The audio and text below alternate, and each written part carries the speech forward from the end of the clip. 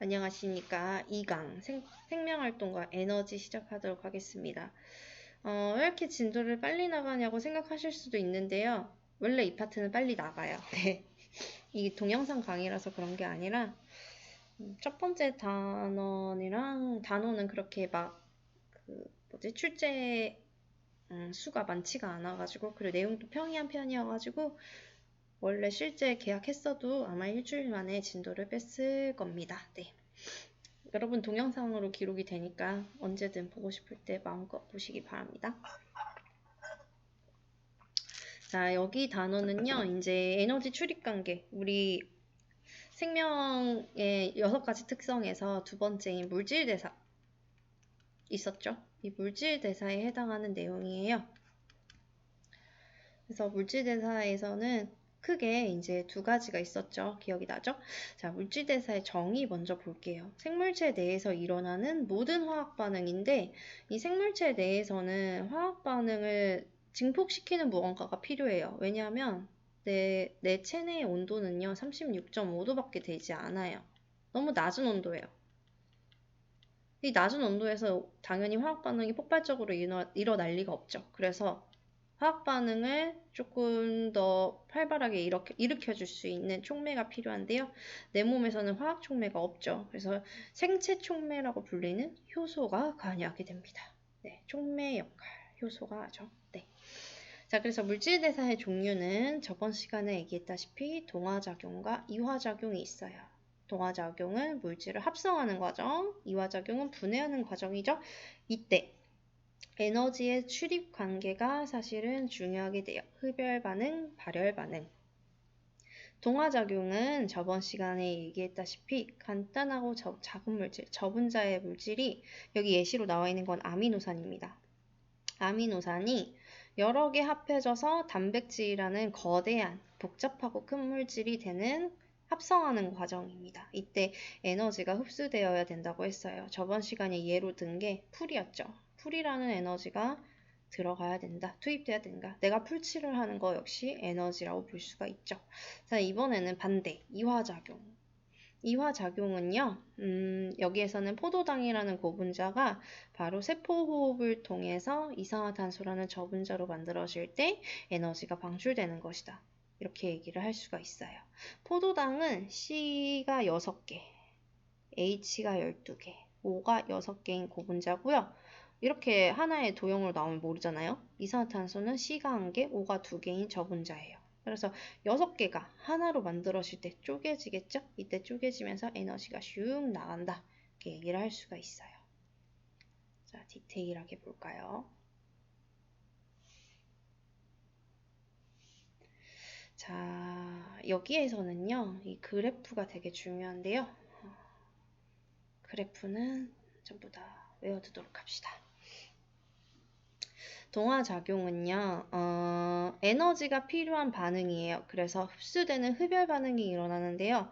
반응물이 굉장히 아까 작은 애였어. 아미노산. 아미노산 동그라미 하나씩 있어요. 얘네들은 에너지 표로 본다면 저 수준의 에너지를 가지고 있어요. 근데 얘네들이 이제 연결이 되겠죠. 이런 식으로 사슬. 펩타이드 결합이 들어가서 사슬로 연결되면 거대한 분자인 단백질이 된다. 이런 식으로 얘기를 할 수가 있죠. 네, 그러면은 에너지를 흡수하는 과정이기 때문에 여기 에너지 표 자체가 쭉 올라가게 되겠죠. 그래서 생성물은 반응물보다 고에너지 함량을 가지고 있어요. 이 에너지 차이가 흡수된 에너지량이라고 볼 수 있습니다. 자, 반대로 이화작용은요. 반응물이 더 큰 거란 말이에요. 단백질, 아까 단백질이 있어요. 고분자이기 때문에 에너지 준위가 굉장히 높죠. 자, 얘가 이제 끊어지는 거예요. 사슬이 하나씩. 하나씩 끊어지는 거기 때문에 끊어지면서 에너지 방출, 끊어지면서 에너지 방출, 에너지 방출. 여기서부터 여기까지 에너지가 방출된 양이라고 볼 수 있고, 생성물은 아미노산 하나이기 때문에 에너지 수준이 굉장히 낮게 되겠죠. 그래서 일반적으로 동화작용 에너지는 계단형으로 올라가는 그래프, 이런 식으로. 이화작용은 내려가는 계단형의 그래프, 이렇게 나타나게 된답니다. 네, 이거는 반드시 알아두셔야 합니다. 자, 그래서 동화작용의 대표적인 예로는 일반적으로 많이 나오는 게 광합성. 이화작용의 대표적인 예는 세포호흡. 그것도 저번 시간에 살짝 필기로 알려줬죠? 이 두 가지를 많이 포인트로 잡고 있어요. 자, 그러면 에너지 전환과 이용. 다음 장에서 세포호흡이 나오네요. 마침. 이렇게 더덕거리죠. 자, 세포호흡이라고 하는 건 음식물 속에 에너지가 전환된다. 자, 우리가 섭취한 음식물에는 화학 에너지 형태로 에너지가 저장되어 있는데 이 음식물의 화학 에너지는 세포호흡이라는 반응을 통해서 생명활동에 필요한 에너지로 전환이 돼요. 따라서 세포호흡이라는 건 세포 내에 있는 영양소, 일반적으로는 포도당을 분해하여 생명활동에 필요한 에너지를 얻는 과정이에요. 그래서 포도당 자체를 에너지라고 볼 수는 없습니다. 자, 세포호흡의 장소는 일반적으로 미토콘드리아에서 일어나고요. 일부 과정은 세포질에서 진행이 돼요. 세포호흡 과정은 포도당과 같은 영양소는 조직세포로 운반된 산소에 의해서 산화가 돼요. 그래서 이산화탄소와 물로 최종 분해되고 이 과정에서 에너지가 방출되는데 이 중 에너지 일부는 ATP라고 하는 데에 저장이 되고 나머지는 바로 열에너지로 방출이 됩니다. 자, 그림으로 보는 게 편하죠? 자, 글로 보면 약간 힘들죠? 자, 포도당 아까 얘기했다시 C 6개, 수소 12개, 산소 6개. 엄청난 고분자예요. 포도당이 산소랑 만나서 이산화탄소라는 저분자의 물질로 분해되는 거예요. 그리고 물로 분해되고. 자, 분해 과정, 이화 과정이죠. 분해는 이화. 분해는 이화작용이다. 자, 이때 에너지는 어떻게 된다고? 방출된다고. 자, 에너지가 방출되는 양상이 여기에 나와 있어요. 에너지가 방출되는 과정이다. 즉, 흡열이냐 발열이냐 했을 때 생명과학에서는 열을 에너지처럼 얘기를 해요. 그래서 방출되는 열이다 해서 발열 반응이다 라고 얘기를 하거든요. 자, 얘들아 세트야. 자, 다시 얘기하면 세포호흡은요. 고분자인 물질인 포도당이 저분자의 물질인 이산화탄소라고 이탄이라고 할게요. 이산화탄소로 분해되는 과정이고 분해는 이화작용. 이화작용은 에너지가 방출되는 발열 반응이다. 이거 세트예요. 이렇게 외우시면 돼요.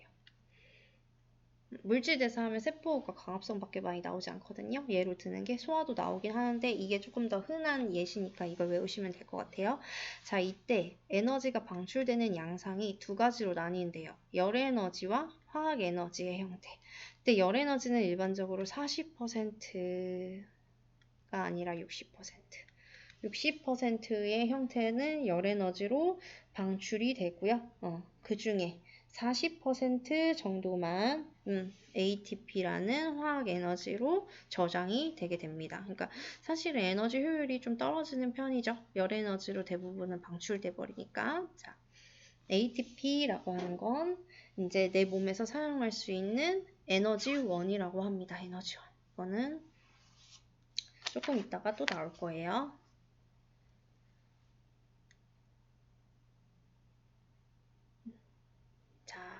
반대 반응인 세포호흡을 방금 이화작용을 했죠. 반대 반응인 광합성을 볼게요. 광합성.